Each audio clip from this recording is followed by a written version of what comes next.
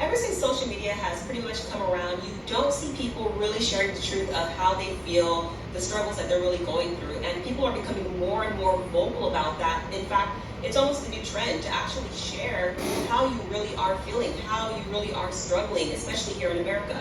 What's up, America? I'm going to be real with you here because I see no future for people in America. After seeing the high cost of homes nationwide, the high cost of gas, the high cost of food, the high cost of rent, cars, rental cars, used cars, insurance, healthcare, taxes, and every other thing, how is anybody in this country supposed to prosper that's not already wealthy? Can someone tell me that? The pulling yourself up by your bootstraps argument is and over. It doesn't work now. You have average home prices of $512,000.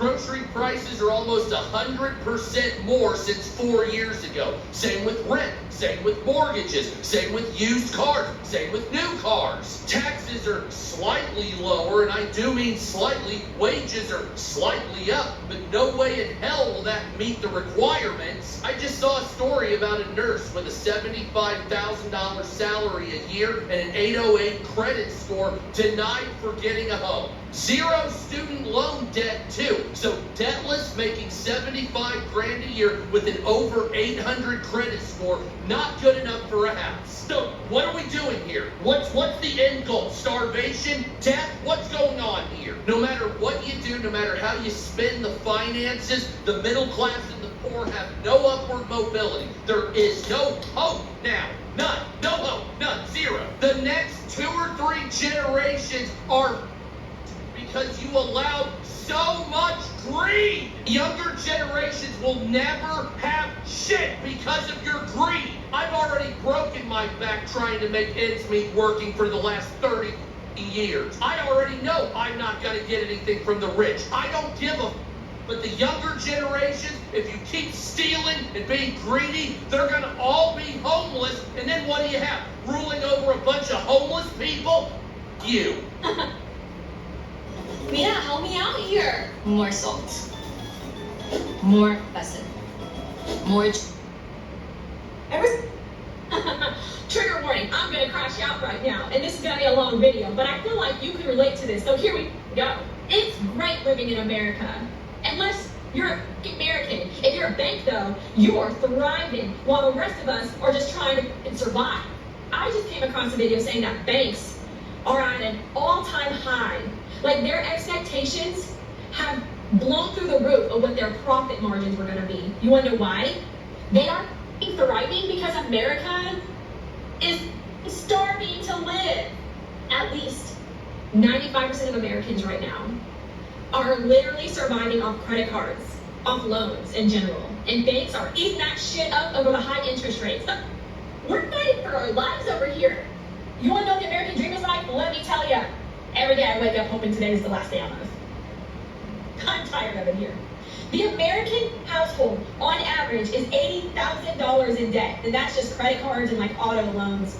Maybe even some student loans thrown in there. But that's not even including your mortgage. That's just the credit card debt.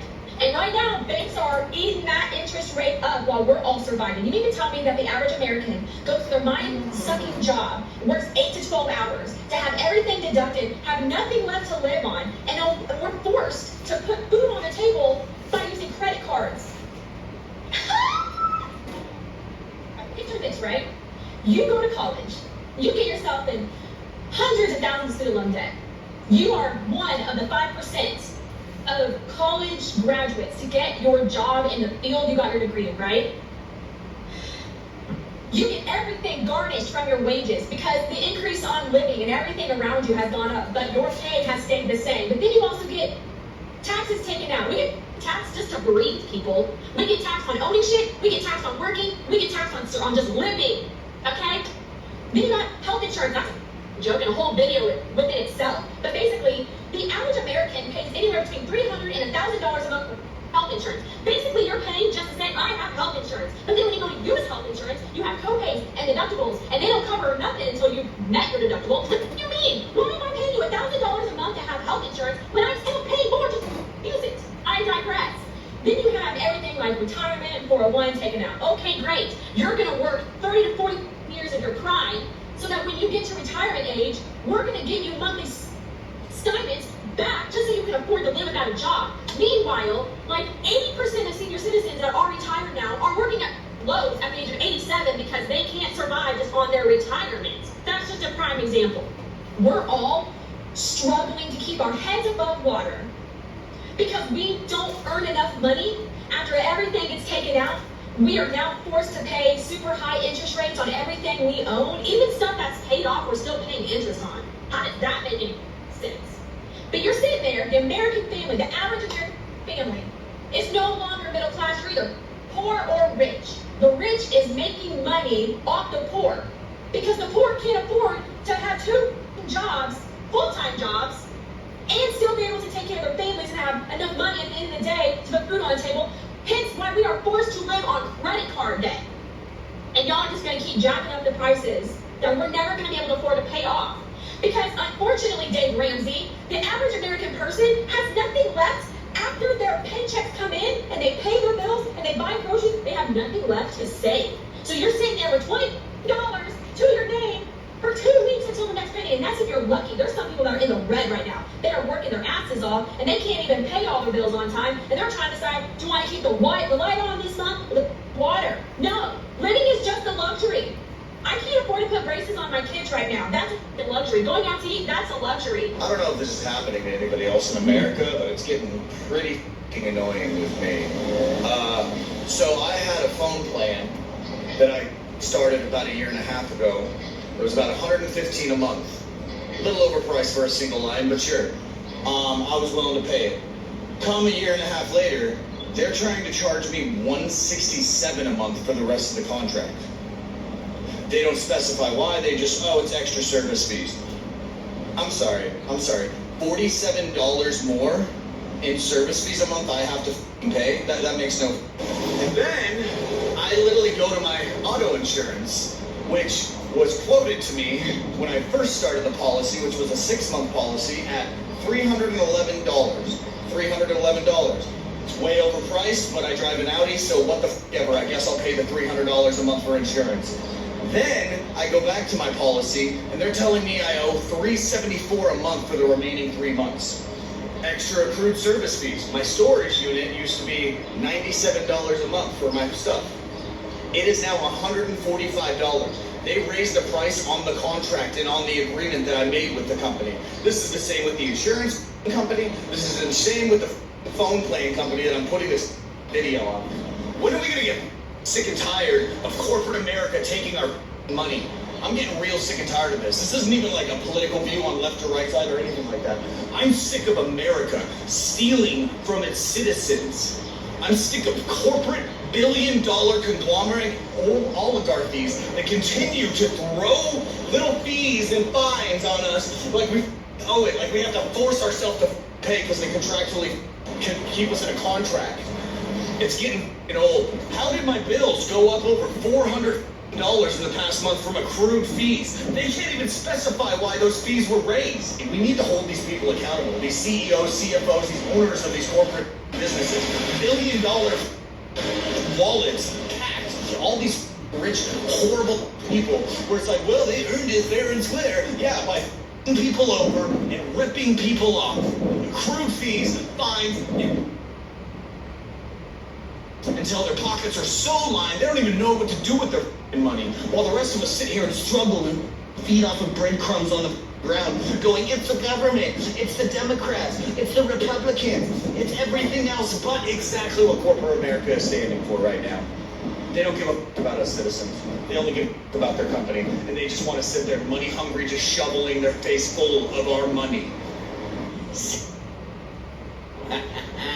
Seriously? What? Do you know what Nicole's money's doing right now? So I'm being evicted from my apartment. Yeah, let's talk about it. So I live in a part of Florida. I mean, Florida itself is disgusting, but I live in one of the worst parts of Florida. And there's nothing here. And for the past year, I have financially struggled to the point of mental insanity. I have been stealing my groceries. I have been basically stealing anything I can just so I can survive. I'm like a little squirrel. And the stress from the financial instability has made my bipolar symptoms come back up. Oh no. So now they want me medication. I didn't need to take medication for 4 years, but now I need medication.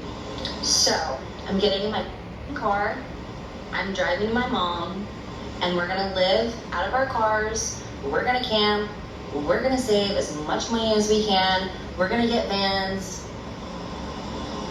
I'm done living in this system. I will forage for my own food if I have to. I'll kill an animal if I have to. I'm done being part of this rat race. This society is not normal. This isn't normal. Okay? So, I don't normally ever come on here and post anything except of my dog because he's absolutely gorgeous.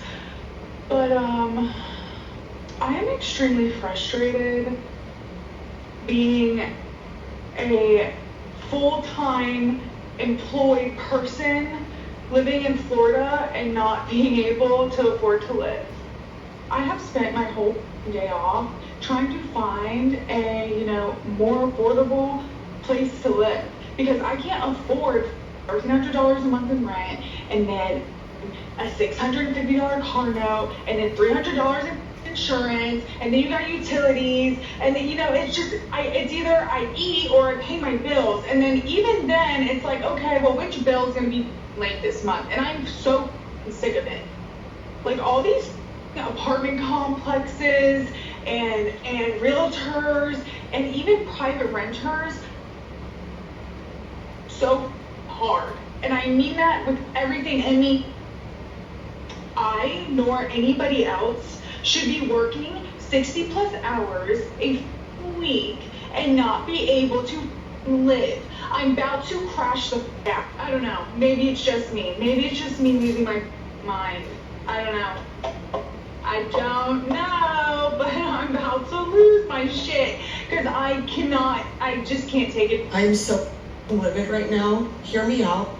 Health insurance in America is a joke. I just saw a video of a girl being like, how are we gonna do this, like, for the rest of our lives? And I just have to say, low-key, I feel like a lot of young people right now in the workforce, I see comments all the time that are like, I'm betting on the world to end.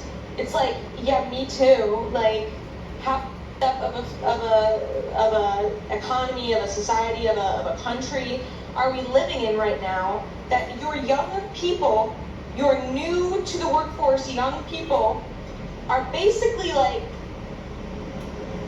we basically have like ideations because we don't want to do this forever. There's no reward for our work anymore. What's the reward? Like, oh, you get to go to sleep at night.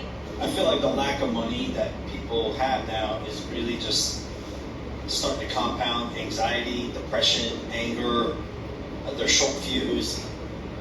People are just getting, it's even worse to me this year than it was last year, but fuses are getting shorter. You see people that any kind of issue comes up, whether they're in a store, just anywhere, people are just automatically, they're getting the shakes, they're getting angrier faster.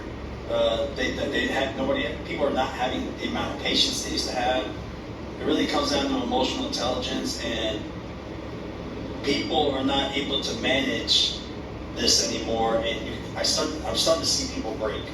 I see people constantly all day, and it just seems like it's starting to just kind of compound. And I don't know where this is going to go. Bills are not getting cheaper. Nobody's getting paid more money. As a matter of fact, companies out there are quietly reducing things like perks, benefits, bonuses. So in a way, you're actually making less money probably than you might have made in the last several years. And at the same time, everything just continues to go up. Aggregate numbers, I bet everything put together, you're probably almost double your expenses that you were before COVID. If you add up every single bill you have. I just don't know where this goes. People just don't, people are not making eye contact with you out in public. less and less people are smiling. People just seem on edge. They seem agitated. They're just in their own world. And it's like everybody's got their brain on a hyperactive thing, you know, about stress, about money. And man, the lack of money is just gonna break people. You know, money doesn't buy happiness, but money buys your peace, it buys options, it buys your ability to survive and to enjoy the things around you. And if you ain't got no money, well, everything else around you crumbles. And Premier Protein is my secret weapon, my ride or die. This stuff changed my life. Well, everything else around you crumbles. And I don't know, man. But people are just getting less and less pleasant to be around, and they're just getting more agitated. I'm telling you right now, if we have not lived frugally for years. This is the book of Jeremiah, chapter 51, verse 54. A sound of a cry cometh from Babylon, and great destruction from the land of the Chaldeans. Verse 55, because the Lord hath spoiled Babylon, and destroyed out of her the great voice, when her waves do roar like great waters. A noise of their voice is uttered. Okay. First and foremost, I'd like to give all the honor, glory, and praise unto Yahweh, Bahashem Yahawashi, Bahashem Rakakadash. Double honors and respect to the elders and to the apostles of Great Millstone. Peace and blessing to all Akim that are preaching and teaching this word with 100% truth and sincerity. And unto the men, women, and children that are listening and learning. And unto the Bayath, the Davadah, the elect house of David that is scattered abroad. I give you my utmost and sincere salutations. Salakia, give me a second.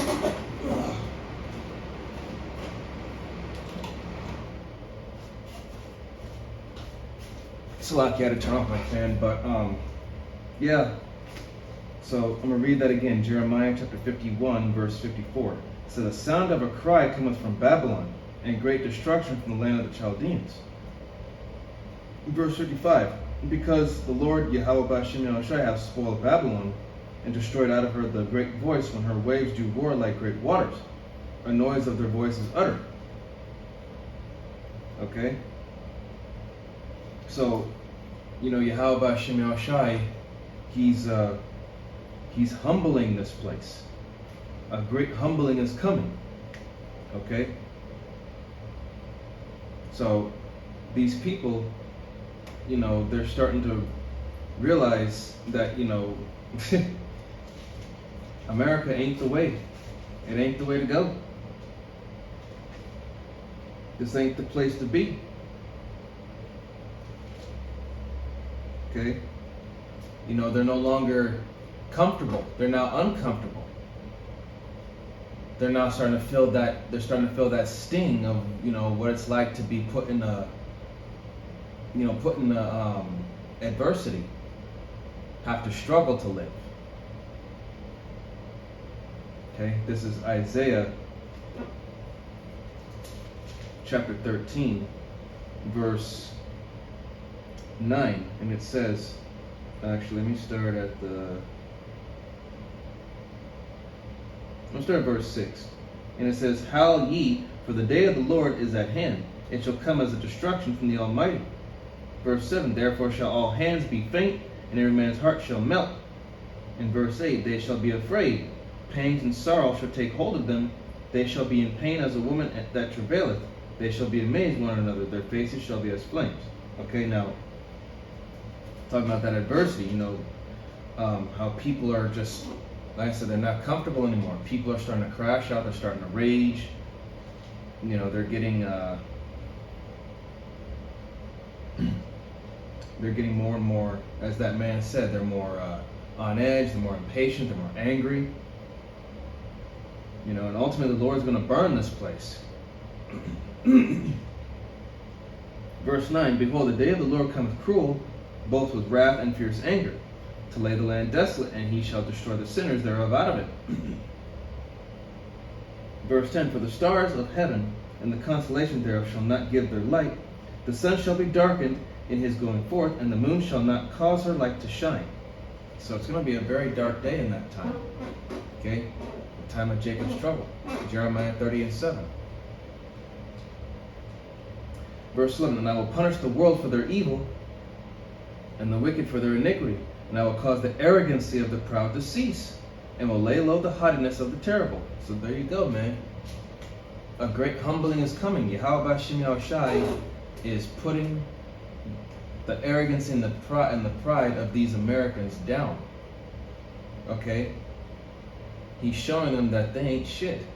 Your country ain't shit. Your economy ain't shit. Everything about this place ain't shit.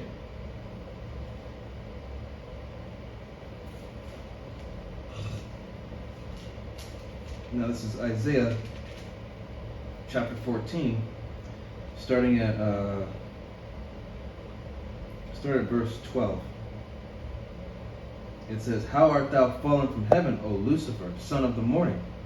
How art thou cut down to the ground, which didst weaken the nations? Okay. Verse 13. For thou hast said in thine heart, I will ascend into heaven. I will exalt my throne above the stars of the power. I will sit also upon the mount of the congregation in the sides of the north. See, talking about that great pride that America has, thinking that they're untouchable, no one can beat them, that everybody relies on them for everything. Verse 14, I will ascend above the heights of the clouds, and I will be like the Most High. And that's that pride of Esau Edom, the so-called white man. Okay, there is no one more prideful than Esau Edom. No one. Verse 15, let's see here. Yep, verse 15. Yet thou shalt be brought down to hell, to the sides of the pit. 16. They that see thee shall narrowly look upon thee and consider thee, saying, is this the man that made the earth to tremble, that did shake kingdoms? 17. That made the world as a wilderness and destroyed the cities thereof, that opened not the house of his prisoners? So, everybody's going to be looking at you like, you're the man that did this? You're that little wee man that did this. You're going to be put to shame. This place is going to be utterly put to shame. There's no coming back from this. Now we're going to get 2nd Esdras chapter 16. And this is going to be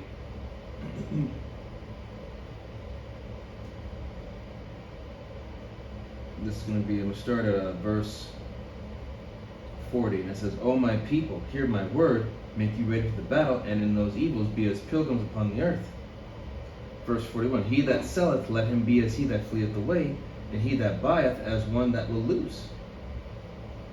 Verse 42, he that occupieth merchandise as he that had no profit by it, and he that buildeth as he that shall not dwell therein. 43, he that soweth as if he should not reap, so also he that planteth the vineyard, and as he that shall not gather the grapes. Okay? There's not much productivity in America anymore due to who's in the power seat. Okay? Businesses are shutting down. People can't afford nothing. The farmers are being deported because of their so-called ethnicity. You know, the Northern Kingdom, they're just saying, fuck it. They would rather just leave and go back than to be, taken by these ice devils. Verse 44, they that marry as they that shall get no children, and they that marry not as the widowers. Verse 45, and therefore they that labor in vain. So again, man, the wage of living is not enough it's just barely enough to get people by. Little breadcrumbs, scraps. The rich get richer because they feed off of us because we're doing all the work, the backbreaking work, while the poor get poorer. So yeah, this place is done. America is done. There is no coming back from this. Okay? There's no coming back. It's over. I'm gonna let the rest of this video play, and hopefully this was edifying to the body, to the few sincere believers and listeners. So, you know, once again, man, this, like I said, people are crashing out. They're losing it. They can't afford anything. You know, living off of credit cards, always constantly in debt. But this is a debt-based system. You're gonna always be in debt. That's just something you have to come to the realization of. That's why it says in Baruch chapter 2 that we are yet this day in our captivity and we're subject to payments. That's just how it is. Let's continue, and I'll close out here. Oh,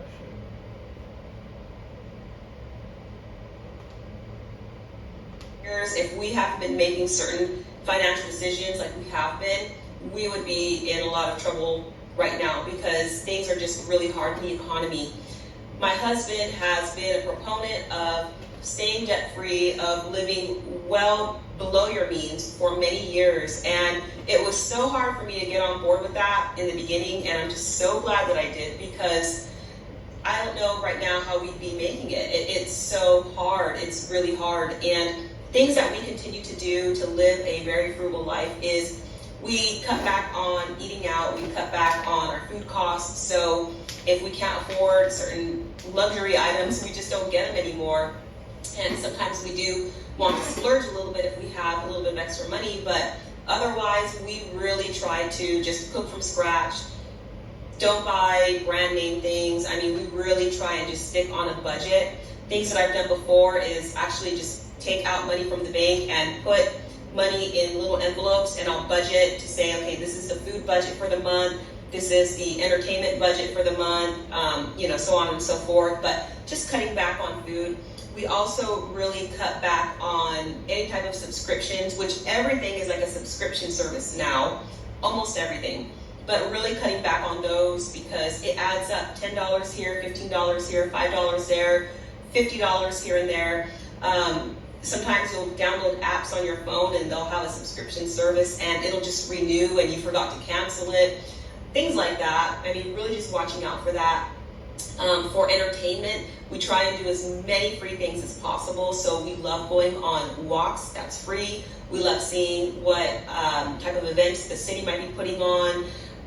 Just anything like that, anything that's low cost. If we're going to the movie theater, we're going when we can pay the cheaper prices. We're not going like on a Friday or Saturday night. All those little things add up, and those are things that we've been doing for a long time. And then when we need things, we really look for used items. We'll go on Facebook Marketplace, we'll look on Craigslist, we'll go to thrift stores, even though thrift stores are getting more expensive now too, right? But these are the types of things that we do just to lower the cost of everything. If we have extra items or something that we don't need anymore, we'll sell it and try and make some extra cash. And that's always a good thing to do as well. If you need some extra money, if there's anything that you can sell right now that you don't need, that isn't that valuable to you, go ahead and sell it. That's something that everybody can be doing, and usually, you know, you can make some extra cash like that. And then also we pay really close attention to our finances. It's important to track all the dollars that are coming in and coming out of your account, because that's when you're really going to see if there are some extra things that you can cut out. Because at this point, I think it's really important for everybody to try and live as frugally as possible, and that's just our mindset. Other people think that they shouldn't have to live like that, but you know, that's been our mindset, and it's done well for us for many years. And again, I'm grateful to my husband because I was a super spender back in the day. I mean, I would get a paycheck from work and then the paycheck was gone. I was spending it after bills were done. I did not have the mindset of trying to save anything. I wanted to get clothes, I wanted to take the vacations and just spend all the money. You know, I might save a little bit, but then it was saving it to spend on the next big thing that I wanted to get. And that was really, you know, a challenge for me. But if I could do it, then anyone. So there you go, man. It's all about budgeting now. People got to spend a little bit of here and a little bit of there on things that are necessary rather than things that are desirable. You're going to have to start learning to buy things that you spend your money on, things that you need rather than things that you want. Big difference between a need and a want. And a lot of these airheaded people here in America don't seem to realize that. Because now they're just losing their damn minds and crashing out because everything's so expensive and they can't afford little to nothing. And with that, I'd like to give all the honor, glory, and praise unto Yahweh, Ba'ashem Yahawashi, Ba'ashem Rakakodash. Double honors and respect to the elders and to the apostles of the great millstone. Peace and blessing to all Akim that are preaching and teaching His word with 100% truth and sincerity, and unto the men, women, and children that are listening and learning, and unto the Bayath Dawada, the elect house of David that is scattered abroad, I give you my utmost and sincere salutations. See you in the next lesson, Lord willing. Kwam Yasharala, Wa Abad Babal, Shalom, Barakatam. Remember, these people are crying out. It's that crashing out, freaking out. So just keep your head on the swivel. Just be aware of these people because there's no telling what they're gonna do when they crash out, man. Shalom.